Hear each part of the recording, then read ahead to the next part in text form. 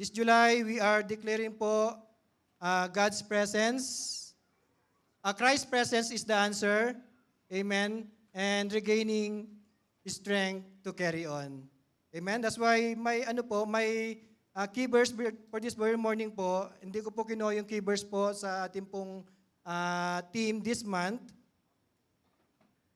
If you can open our Bible or our PowerPoint in the book of Isaiah chapter 41 verse 10. Sige po, muli po tayong tumayo po and give honor to the Word of God.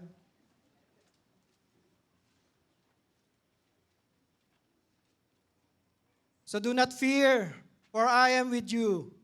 Do not be dismayed, for I am your God. I will strengthen you and help you. I will uphold you with my righteous right hand. May the Lord add blessing to the reading of His Word. Amen. Sige po, tayo po yung makakaupo na po. Amen. Tayo po ba lahat ay nakakaintindi ng Tagalog po dito? Sorry po, I can't express myself in English. And to those who are tuning to our live stream, please turn on your auto-translator. Kasi dahil otherwise, hindi ko po ma-express po yung prepare ko po that the Lord want us to hear this morning. Amen. So because our theme this month is about Christ's presence, hindi po ako lumayo sa title ko po. Entitled this short exhortation po, Fear not, for God's presence is with us. Amen. So as part of my introduction po, presence, in my next slide, according to Oxford Dictionary po, the state of existing, occurring, or being present in a place or thing, or a person or thing that exists or is present in a place but is not seen. Amen? So maaari po pala that you are here, but your presence or your spirit is sleeping in your house, in our house. Amen? Or maaaring you are here, but you are already thinking, saan kaya ang may pre-stamped breakfast?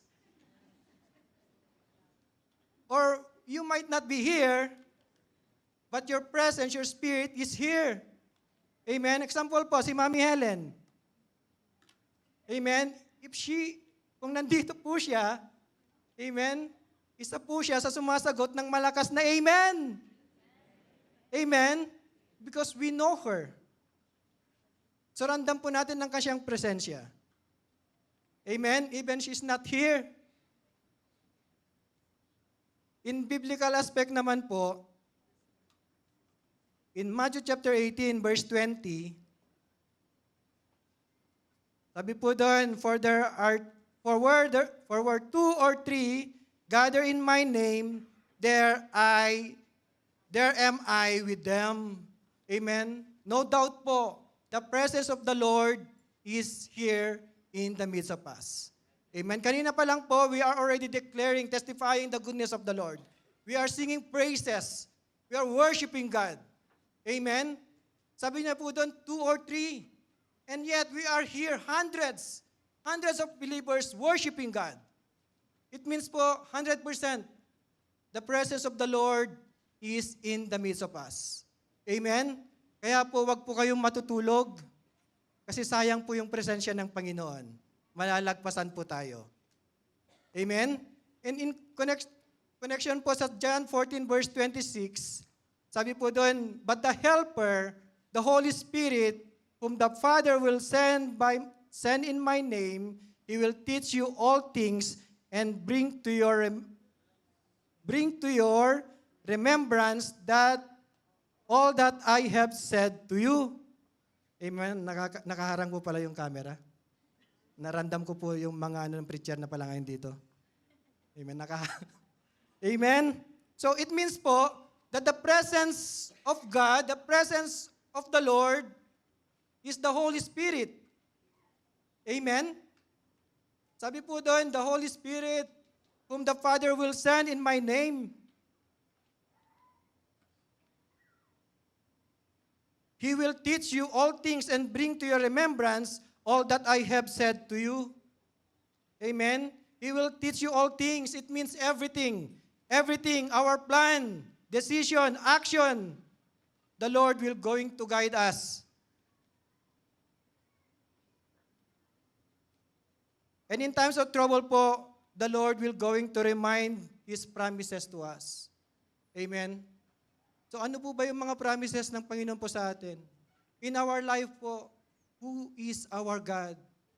Can we say po that our God is our Jehovah Shalom?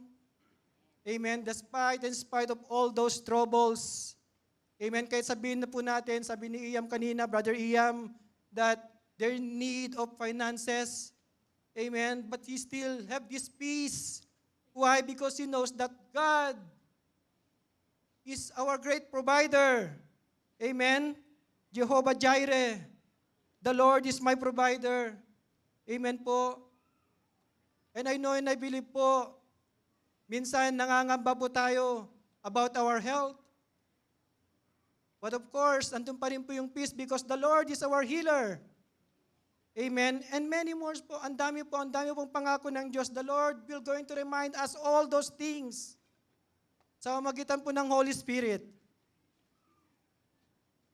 Amen. That's why po, the Bible declares in Romans chapter 8, verse 31, and Numbers 14, verse 8, ang sabi po doon, Romans chapter 8, verse 31 po, what then shall we say to these things? If God is for us, who can be against us?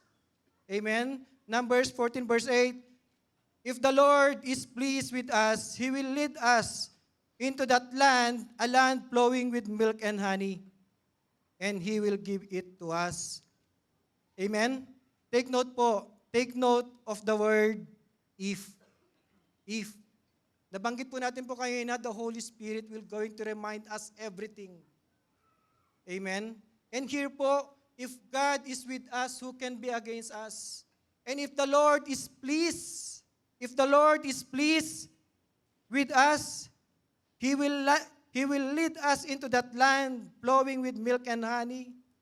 Amen? Church, sometimes po, natatakot po tayo sa ating pong mga employer or manager, boss. Amen? But what's the Bible declare? If God is with us, no one can be against us. Amen? Kahit anong paninira sa'yo, the Lord will going to protect you. The Lord will going to comfort you. Amen? Even sabi ko, in our secular job, the Lord is our banner. Amen? Huwag po tayong matakot. Mas matakot po tayo sa ating pong Diyos because promotion comes from the Lord. Amen? And if the Lord is pleased with us, sabi po dito, in my note po, He will give us the right job. Amen? The right job. A right job that we can enjoy plenty time, that we can enjoy, right job that we can enjoy plenty of time to our family. Amen? We can enjoy driving around with our brand new car. Amen? And we can enjoy sleeping in our beautiful bed. Amen? Hindi yung natutulog po tayo sa ating pong sasakyan while waiting for the other job. Why? Because you need to, you need to do triple job. You need to do triple job. Why? Because andun po yung mga pangamba sa ating pong mga bayarin. Amen? Naalala niyo po ba si Joy? Si Joy po, hindi ko maalala ang title ng pelikula na yon, that siya po ay natutulog na sa sasakyan para lang mag-cleaning. Sino yon? O yun, tingnan nyo, alam na alam po ninyo, no? Amen? But if God is pleased with us, you are going to enjoy our bed. Why? Because with that one job, it is enough to pay all our bills. Ayaw niyo po nun po. But take note po, if the Lord is pleased, if God is with us, amen? If the Lord is pleased with us, He can touch the heart of the immigration officer. Your student visa application will be approved. LAMIA application will be approved. Working permit will be approved. PR until you become a Canadian citizen, eh? Amen. And again, if the Lord is pleased, amen po, good preaching. Good preaching, isn't it? Amen? Yes, it's good preaching. Sino bang may ayaw po nun? But the sad part po, sometimes, yun po yung mga gusto po natin marinig. All about God promises. Amen? We forgot the word if. If God is with us, if the Lord is pleased with us. Church, we should be grateful po. We should be grateful kapag nakakarinig po tayo ng teaching na correction. Because, sabi ko nga po dito, there is no perfect church.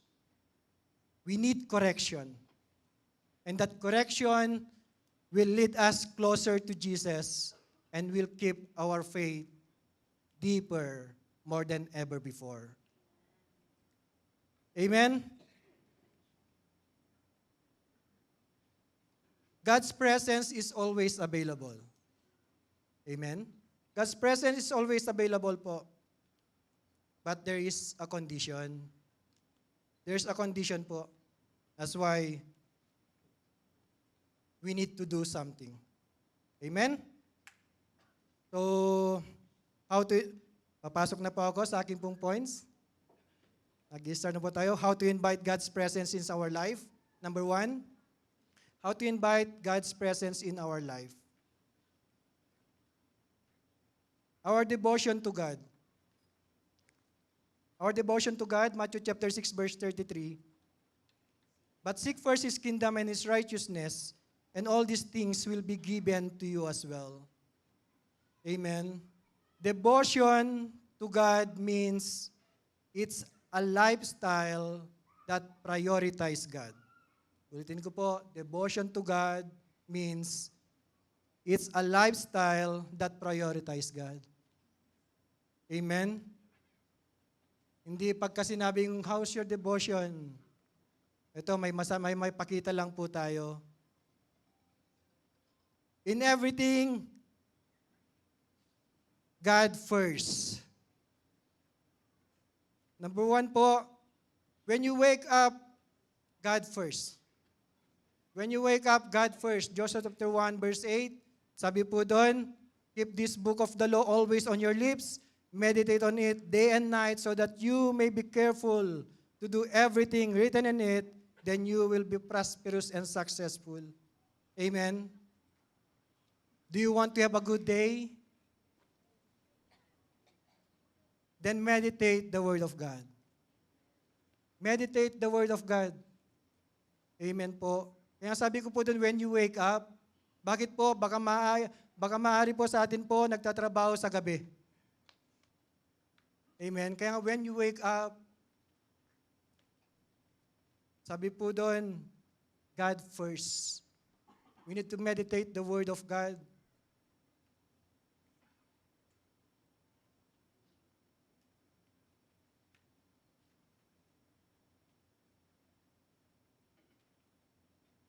Sometimes po, tayo po mga Pilipino, when people ask us, how are you? Ano po yung sagot? Good. How's your day? Good. Awesome. Amen?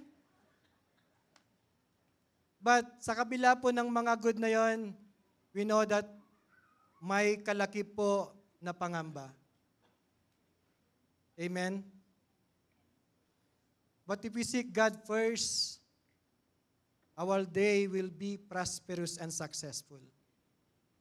Hindi yung sasabihin mo lang, good, good. Amen? Yung anak ko, pag tinanong mo minsan, sabihin niya ganito. At least nagsasabi sila ng totoo. Sabi niya, pagka ganyan daw, okay na hindi. Huwag ganun. Ganun. O di ganun, tapos may ganun pala. Amen?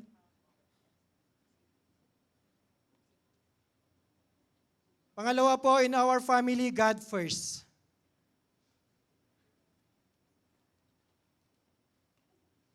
How's our relationship po with our family? Is there an harmonious relationship? Sa mga nagsisimula pa lang po, those family na hindi pa po kumpleto, na tumanggap kay Lord as their own personal and Savior, stand firm po. Stand firm. As the Bible declares in Acts chapter 16, verse 31, they replied, believe in the Lord Jesus, and you will be saved, you and your household. And to all the family naman that already accepted Jesus as our Lord and Savior, may we also have that Joshua's declaration, that as for me and my household, we will serve the Lord.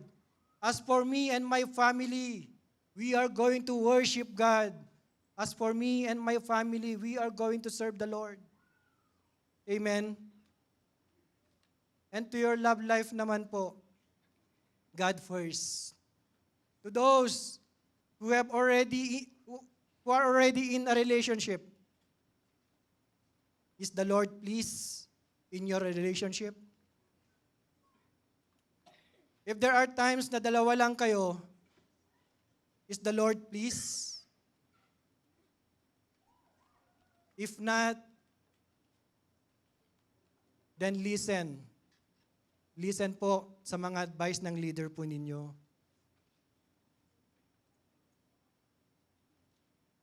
Amen? Huwag po tayong lalabas. Huwag po kayong lalabas na kayong dalawa lang if the Lord is not going to be pleased.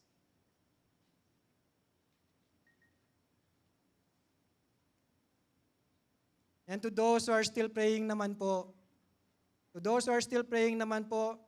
just wait patiently.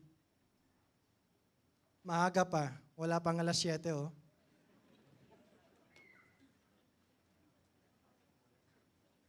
Genesis chapter 2, verse 18. Sabi po doon, the Lord God said, it's not good for the man to be alone. I will make a helper suitable for him. Amen? Huwag po kayong nagmamadali. Amen? Lord, siya na. Siya na, Lord. Patapos na ako. Ang sabi ng Lord, I will make a helper suitable for him. Amen? Kaya meron pong nilaan ng Lord para po sa inyo. Pangatlo po, to your career, job, God first. In Colossians chapter 3, verse 23, whatever you do, work at it with all your heart as working for the Lord, not human master. Amen? Mga kapatid, kahit wala pong nakakakita, do it all as working for the Lord, not human master po. As working for the Lord and not for human master. Amen? Magugulat na lang po tayo, magugulat na lang po kayo promotion after promotion. Amen? Magugulat ka na lang po, may increase na sa sahod mo. Why? Because you are there to be a blessing. You are there to represent Christ in your life. And going back again, if God is with us, who can be against us? Amen? We are declaring God. We are declaring God in our lives. For sure po, pagpapalain po tayo ng ating pong Panginoon sa ating pong trabaho po. Amen. And yung pang-apat po, to your finances. God first. Deuteronomy chapter 18, verse 18a. Sabi po doon, but remember the Lord your God, for it is He who gives you the ability to produce wealth. Amen. This area po of our life, either it could be the easiest, pinakamadali, or pinakamahirap, isurrender sa Panginoon. Amen. But if we truly fear God, there should be no question. There should be no question about giving our tithes and offering po. Why? It is very clear. It is very clear po. Remember the Lord your God, for it is He who gives you the ability to produce wealth. Amen? Yes, maaari sabihin po natin po, dugo at pawis ko ang puhunan ko sa sahod ko. But again, sino po ang nagbigay ng lakas? Sino po ang nagbigay ng buhay? Amen. It is the Lord. It is the Lord. Amen. That's why there should be no question. Hindi po dapat po, do I really need to give my tithes and offering? Amen. And what if I don't have yet a job? What if? It's not also an excuse po.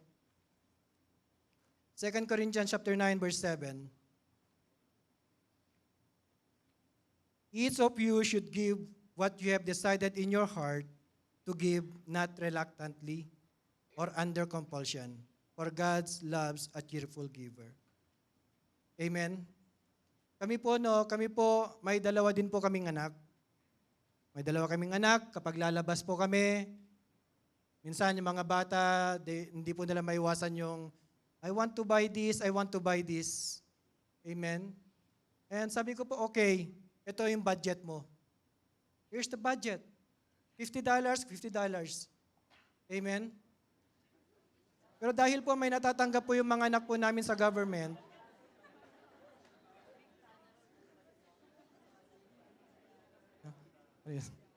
pero dahil po may natatanggap po yung mga anak po namin sa government, on their behalf po, we do their tithes and offering.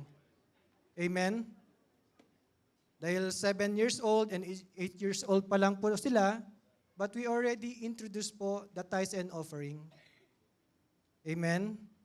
So maaari po sa atin po, iba po sa atin, now that we are living in a digital world, di ba? Sabi po natin, wala nang cash. Amen? Sino po ba nagbibigay po ng budget sa atin?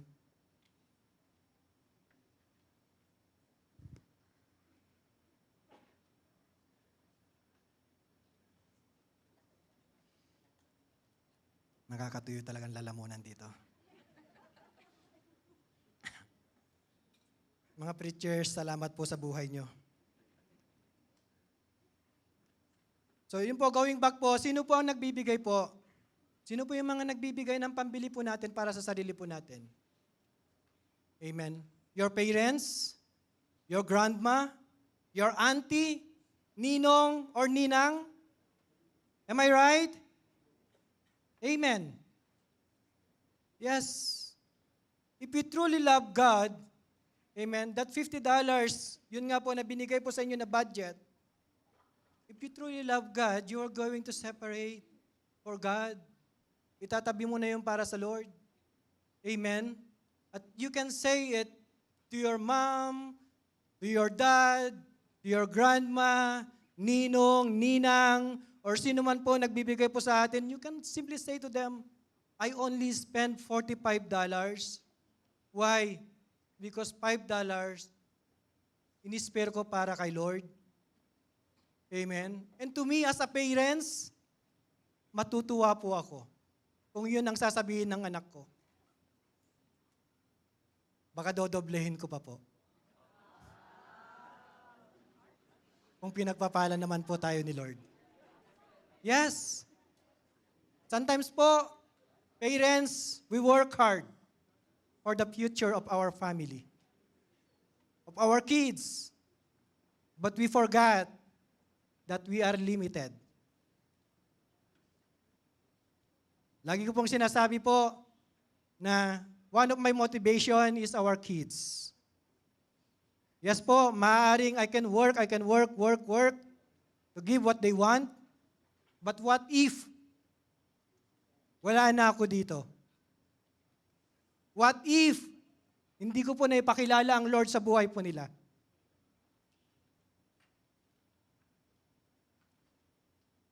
That's why the best investment po is to introduce God sa buhay ng mga anak po natin. Sabi ko, Ate Leslie, maglagay ng paper towel dito. Tissue binigay. But kidding aside po, tayo po, mga Pilipino, when it comes to family, nagiging emotional po tayo. Yes, it's true po. No one is exempted. But we should also understand that there's no better way, that there's no best insurance, amen, then ang mga anak po natin po ay maglinger sa ating pong Panginoon. Amen? To us, as a believer of our Lord, especially po, if you are a leader, a workers of the Lord, kahit wala kang trabaho is not an excuse. Why? Like what I said po, parents din po ako. Hindi ko po matiis ang aking pong mga anak. If they want something, I'll give to them.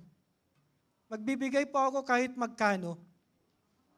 Amen? And to you po, nasa inyo po yan. Nasa inyo po yan if you're going to, nasa inyo po yan kung how you gonna budget. Kung paano nyo po ibabudget po yung allowance po na yan. Amen? Kung magbibigay po kayo kay Lord, or just simply sa inyo na po lahat-lahat. Amen? Kung bibili ka ng things or whatever na kagustuhan mo, baka naman may sale para yung discount para kay Lord. Amen? Kung panggas mo lang yan, kung hindi naman importante yung pupuntahan mo, bakit di ka na lang maggas ng $5? Mag-carpool ka na lang muna. May maibigay ka lang kay Lord. There's a lot of ways.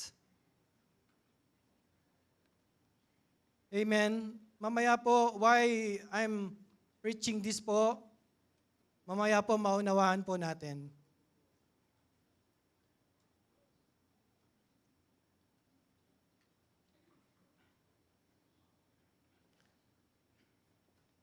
Therefore, I am already going to conclude. Devotion to God is not just reading the Bible or praying to God. Mahalaga po yung application. Devotion to God is our expression of worship. Ano po ang sabi po ng Romans chapter 12 verse 1? CYN, memorize niyo po ito. Buong chapter 12, memorize niyo po.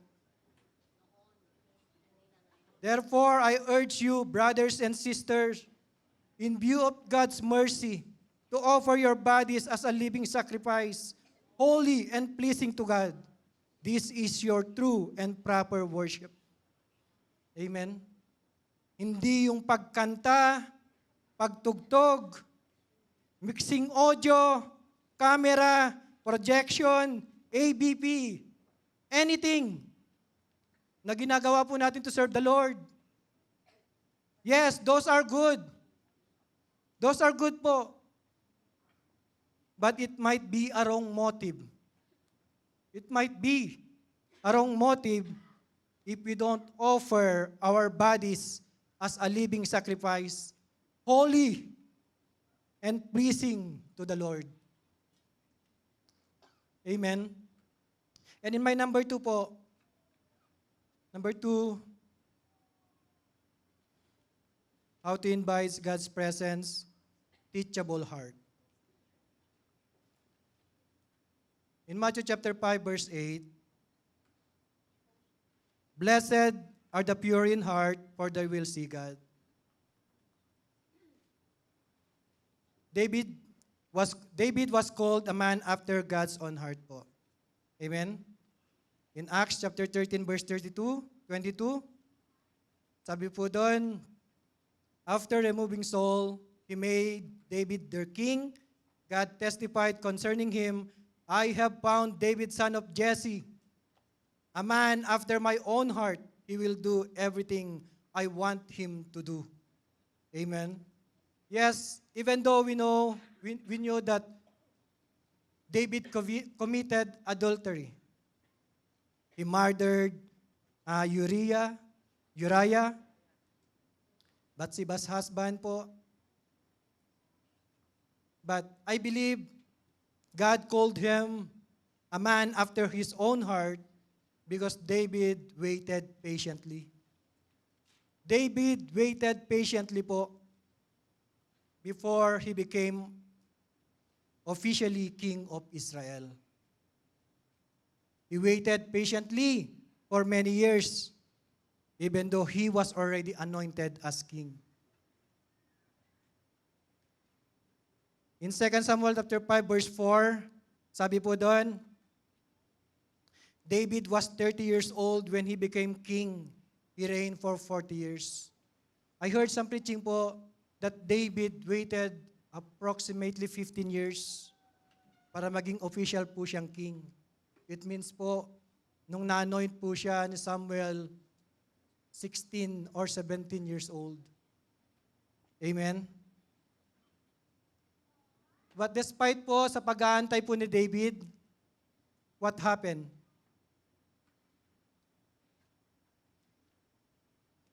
Yes, naging king po siya, but he committed adultery.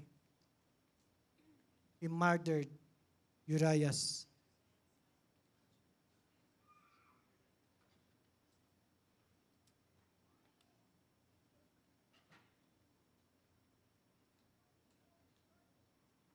I believe God called him God after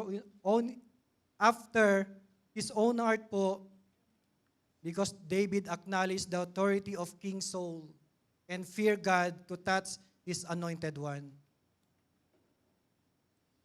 1 Samuel 26 verse 9, sabi po doon, but David said to Abishai, don't destroy him. Who can lay a hand of the Lord's anointed and be guiltless? He acknowledged po the authority of King Saul. Even though Saul wanted to kill him, David never fight back. Amen? Because David said, who can lay a hand onto the Lord's anointed and be guiltless? Amen? David knows that God is with him. And if God is with him, no one can be against him. Kahit king pa yan. Because the King of all kings is pleased in the life of David. Amen? Ngayon po, kapag tayo nakakatanggap ng koreksyon, again, nagtatampo po tayo. Worse, nagtatanim tayo ng sama ng loob. To our pastor, to our ministry head, ang dami po nating sinasabi. But take note po, hindi tumitingin ng Lord sa mga talent po natin. The Lord is looking into our heart. Sa amin po sa Man Team, subok po kami rito. Almost every day ba naman kaming nagpapa-check po, nagpapa-approve kay pastor po. And if if we don't have a teachable heart, alam niyo po, sasama din ang loob po namin. Mapapagod, magagalit din po kami. But because we understand what they're doing po, amen. After po namin makatanggap ng correction, ano po yung lagi natin sinasagot, Gab? Thank you po, Pastor. We will do better next time. Thank you po, Pastor. Mas agahan namin sa susunod. Amen. For God's glory po, look at our man ministry. For God's glory. Because of the dedication po, sa dedication po ng ating pong mahal na pastor to oversee us. Ang man team po natin, nakakarating na po sa JL Worldwide. And many more. Too much to mention. For God's glory po. And if we don't listen for correction, I don't know po. Amen. Sa lahat po ng mga subheads ng man, subok po kami rito. At nagpapasalamat po kami every time nakakatanggap po kami ng correction. Amen. And then David repented. Amen. Yes, nagkasala po siya pero nagrepent. 2 Samuel chapter 12 verse 13. Then David said to Nathan, I have sinned against the Lord. Nathan replied, the Lord has taken away your sin. You are not going to die. Amen. Wow. God is a merciful God. Because of that sin, there is a consequence. In verse 14, but because by doing this, you have shown utter contempt for the Lord, the son born to you will die. Amen. What David responds in verse 20, nung namatay ang kanyang anak, sabi niya po, verse 20, then David got up from the ground after he had washed, put on lotions, and changed his clothes. He went into the house of the Lord and worshiped. Amen? Agad po, hindi po siya nagtanim ng sama ng loob. Right away, you worship God. Amen. Kaya dapat po tayo, naunawaan po natin bakit ang church talagang hindi po nagpapatayo agad sa mga gustong maging workers. Amen. Because if David waited for about 15 years and yet, na-fall pa rin po siya, how much more to us? Wala pang 6 months, gusto na po natin tumayo. Amen? Buti na lang po, David has a teachable heart. Kaya na-restore po siya. Amen? So yung una, devotion to God. How to invite God's presence. Una, devotion to God. Pangalawa, teachable heart.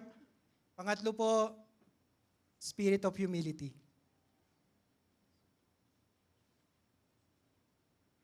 In the book of Judges po, 16 verse 28, then Samson prayed to the Lord, Sovereign Lord, remember me. Please God, strengthen me just once more and let me with one blow get revenge of the Philistine for my 2 eyes. Amen. The context of this verse po is the story of Samson. Samson, kilala po natin po si Brother Harry? Hindi po siya yon. Amen? Si Samson po yon. Harry Samson lang po siya. Amen? So basahin niyo po, maganda pong basahin po natin po ang book of Judges po, chapter 13 to 16. Just to give brief introduction po, Samson can tear a lion apart with his bare hand. Samson struck down 1,000 of men using fresh jawbone of a donkey. In short po, Samson, sabi mo ito, in short, Samson po is a legendary hero of the Israelites dahil sa kanyang taglay na pambihirang lakas. Amen? So that verse po pala, no, after niya pong Delilah. Amen? Pero kahit gaano kalakas si Samson, he is not exempted. He is not exempted in committing sin. Amen? Samson fell in love to Delilah. In the first place, Samson desired to marry a Philistine woman already against God. Amen? Kumbaga, sa atin po, maling pag-ibig. Pastor, mahal ko po. Mahal ko na. Alam mo ba? Alam nyo ba? Kahit may sabit na. Amen? You know already that's against God. Amen? Going back to Samson po.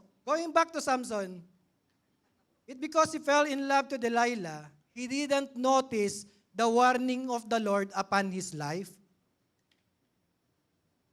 Akala niya all the time malakas po siya.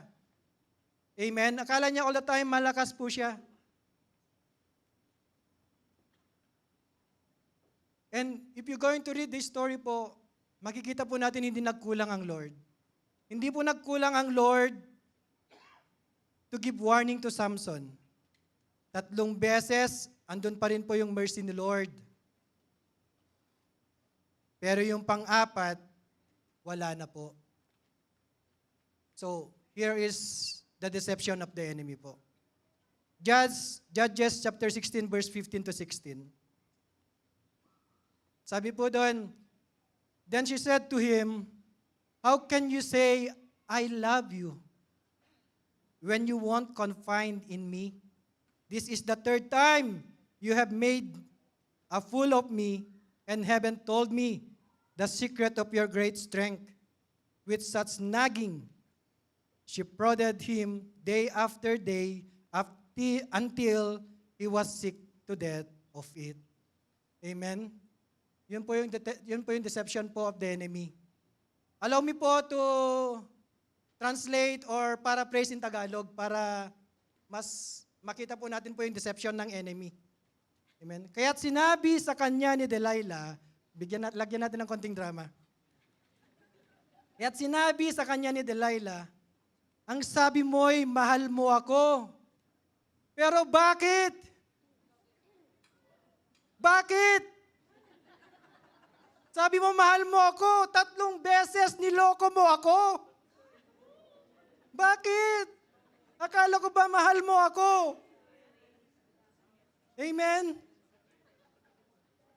So ganun po yung panloloko na ginawa po. Magandang pakinggan, di ba? Nagdramahan siya. 3 beses mo akong niloko. Bakit ayaw mong sabihin sa akin ang lihim ng iyong lakas? Akala ko ba mahal mo ako? Di ba? Ang ganda ng deception, di ba? So, araw-araw ay iyon ang inuulit-ulit niya kay Samson hanggang sa mainis ito. Of course, Samson nahulog sa patibong. What happened? Then the Philistines seized him, gouged out his eyes, and took him down to Gaza. Amen. Church, this can happen to us as well. This can happen to us as well. We cannot play to any temptation.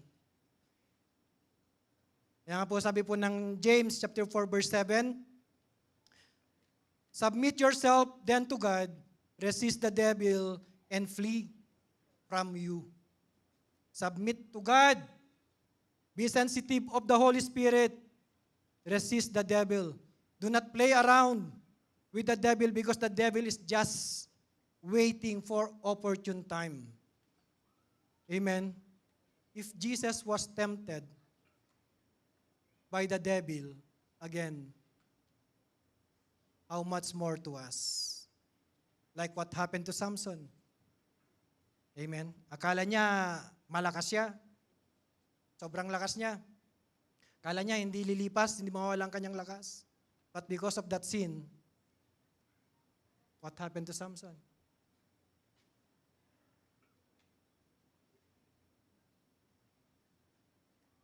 But the good thing po, nung nadapa po si Samson, tumawag siya kay Lord. Yun po yung Judges 16 verse 28. Then Samson prayed to the Lord, Sovereign Lord, remember me. Nandun po yung humility. Remember me. Please, God, strengthen me just once more and let me, with one blow, get revenge on the Philistines for my 2 eyes. Same thing true with us po. There is an invitation. There is an invitation from the Lord. We just need to bow down before His presence. Romans chapter 10, verse 13 po. For everyone who calls on the name of the Lord will be saved. And in Jeremiah 33, verse 3, sabi po, call to me and I will answer you and tell you great and unsearchable things you do not know. Mga kapatid, tumawag lang po tayo kay Lord. Amen. Not all the time malakas po tayo. We need God. We need His presence. Amen. So as I'm going to conclude po,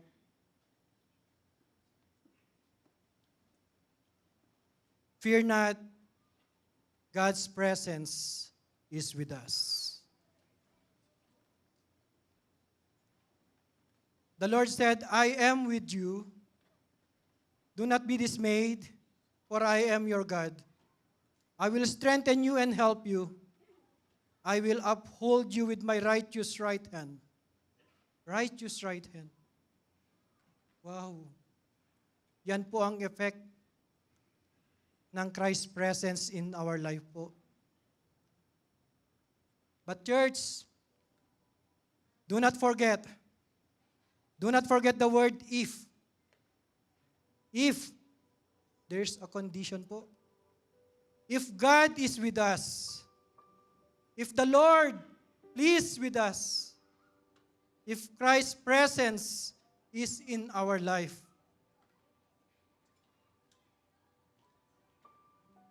the presence of the Lord is so precious. It is holy. Kaya nga po, if. Remember Moses po. Remember Moses when he encountered the presence of God. In Exodus chapter 3, verse 5, do not come any closer. God said, take off your sandals, for the place where you are standing is holy ground. That sandals represent our wickedness, ating mga kasalanan, ating mga karumihan. Christ's presence cannot freely dwell among us, upon us, if we are still living in our old life. Christ's presence cannot move if we do not let go our strongholds.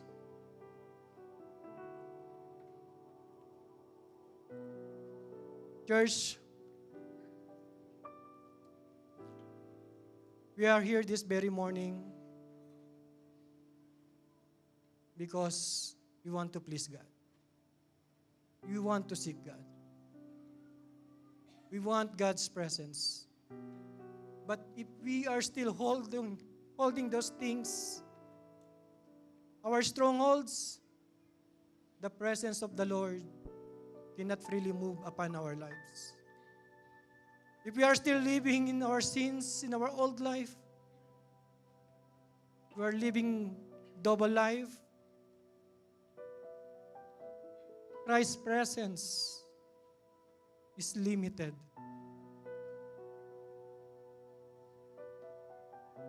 Kaya nga po, going back, if God is with us, who can be against us? And now, if we are sure that God is with us, then do not fear. Do not fear, for God's presence is upon us.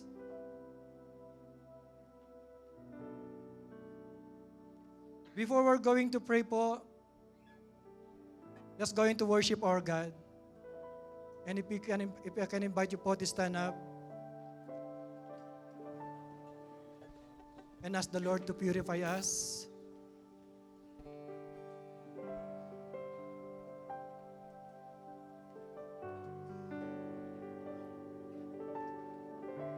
Hallelujah.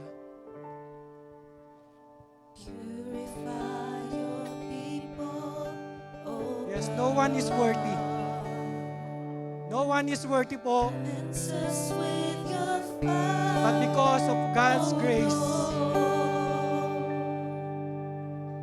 May we because of what He has done in the cross of Calvary, in the presence of your love. He can cleanse us Purify and make us worthy people, to embrace the presence of God. purify your people, oh God. Come on, church. Cleanse us with your fire, Say it to the Lord. oh Lord. Ask the Lord to search our heart. May we walk We cannot hide uprightly anything from the Lord. in the presence of your love.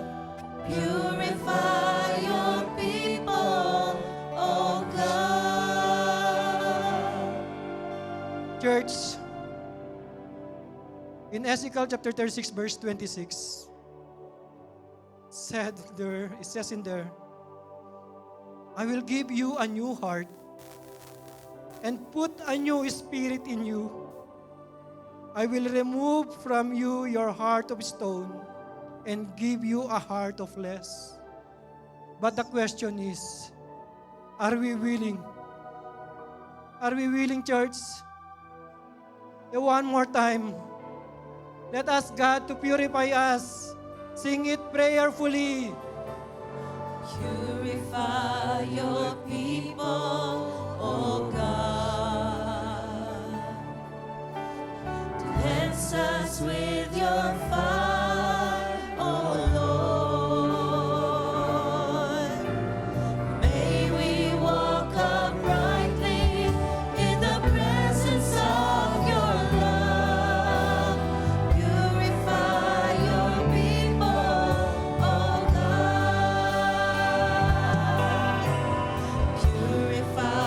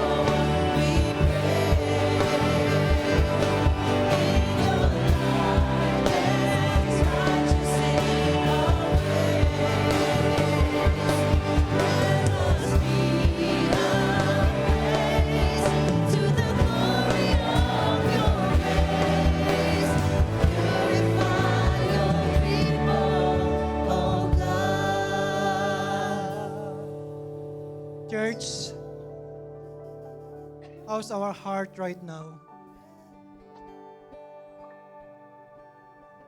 Did we surrender already everything to the Lord? Or are we still holding back?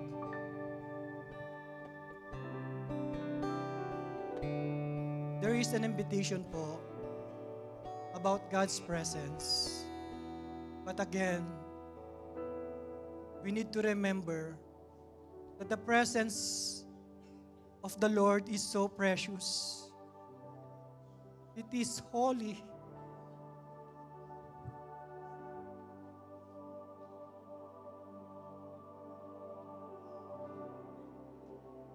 In Isaiah chapter 41 verse 10, so do not fear, for I am with you.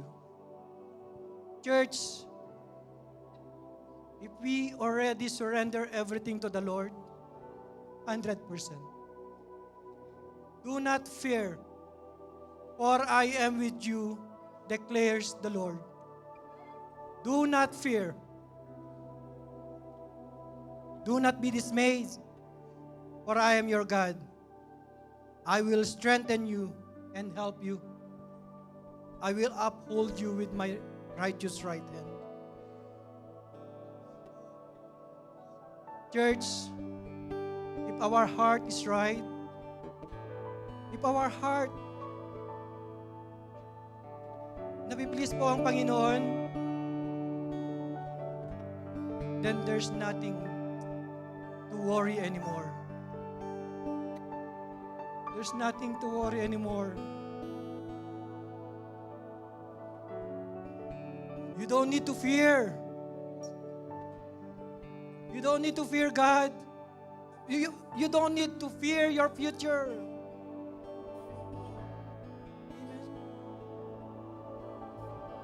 But rather fear God alone rather than anything else. Yes, declare. Come on, church, declare. Come on, let's declare. We will not fear. We will not fear. We will not fear. We will not fear. Not fear when the enemy comes near. On the doorframe of my life is the blood of Jesus Christ. I will not fear. I will not fear. There's an army of angels here and protected Yes, on all sides. God's presence is already upon us. Do not fear.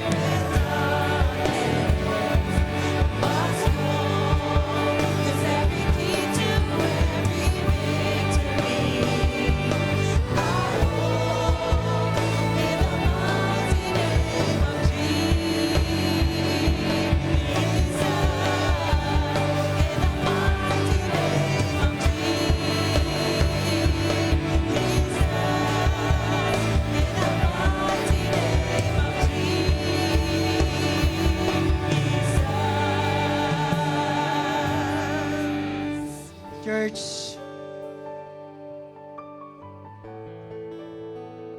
now that we already surrender everything to the Lord, it's time for us to embrace the presence of God.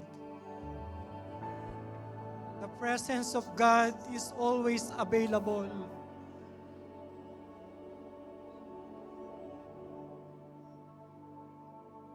It's just sometimes tayo po yung mga gumagawa ng bagay to restrict the presence of the Holy Spirit in our life. But I believe this very morning, as we have already surrendered all our wicked ways to the Lord, our iniquities, there's no more if. God is with me. God is with us. And who can be against us? The Lord is pleased in my life. The Lord is pleased with us. He will going to direct us. He will going to lead us to the land flowing with milk and honey. Church,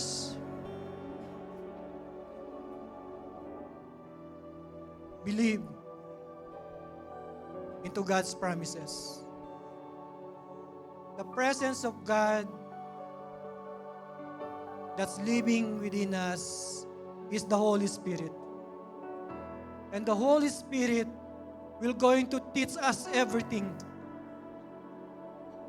He'll going to remind us the promises of God in our lives.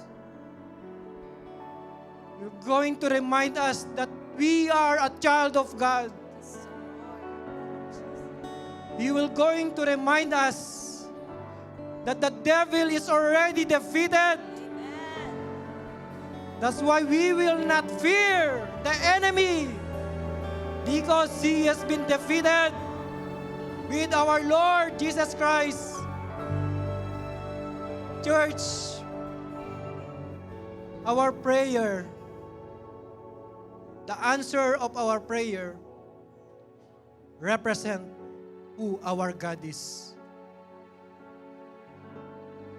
The Lord said, you can ask anything in my name and I will do it if it's according to His will. What is impossible to God that He cannot give unto us?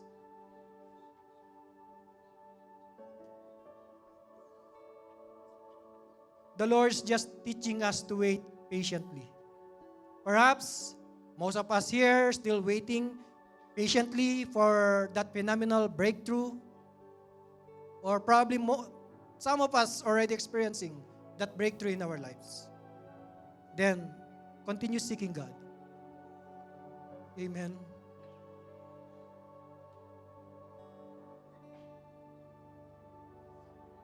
This month po, napakaganda ng ating pong declaration. Christ's presence. Christ's presence.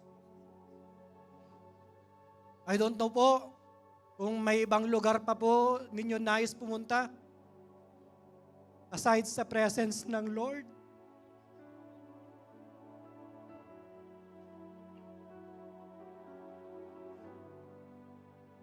Sabi po in the book of John, in this world, you may have a lot of troubles. I don't know if you want troubles. Buti na lang, sabi ng Lord, I have overcome. Take heart. I have overcome the world. My point po, mga kapatid, is there's no better place than to dwell in the presence of the Lord.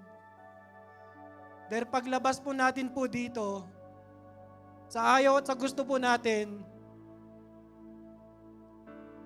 the enemy is waiting for us outside.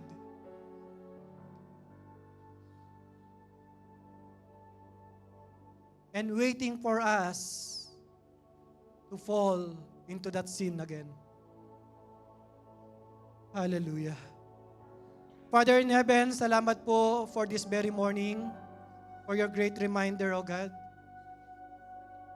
that in your presence, there's victory. That if you are with us, no one can be against us. But if you are pleased in our lives, you are going to lead us to the promised land, to the land flowing with milk and honey. Help us, O Lord,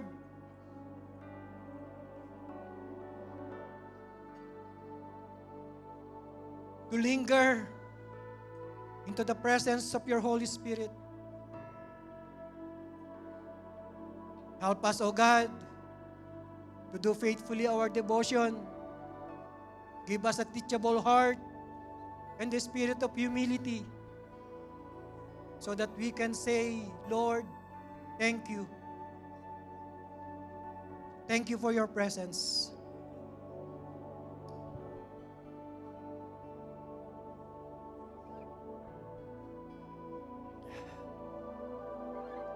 Father in heaven,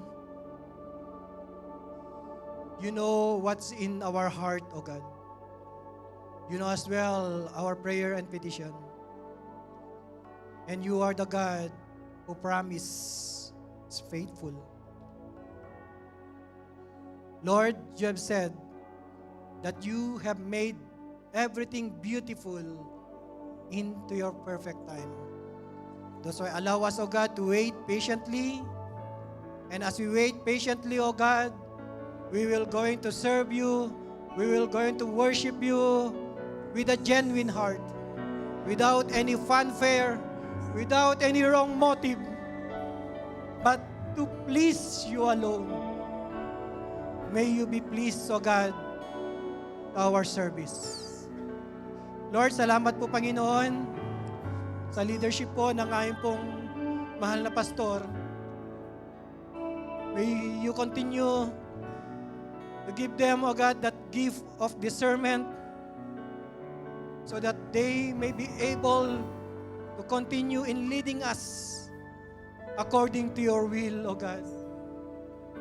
Continue, O God, to give them the courage to stand on what is right into your sight, O God. Because you have said to her, you are with her. You are with them, together with their entire family. And no one can be against them. We apply the blood of Jesus over their family. We apply the blood of Jesus over the life of Pastor Andy.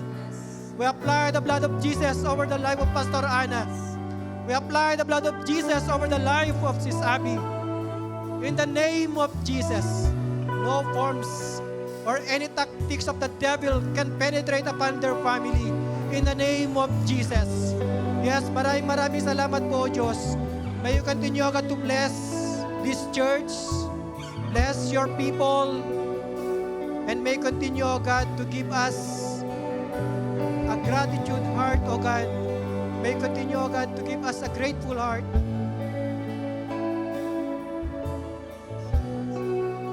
Nang sa ganun, Lord, hindi po namin po titignan yung mga ini-inject ng kaaway laban po sa church po namin. Salamat po, Diyos, once again. Thank you for the victory. Thank you for all the answer for our prayers. As we carefully bring back to you the highest praise, glory, honor, and thanksgiving. In Jesus' name we pray.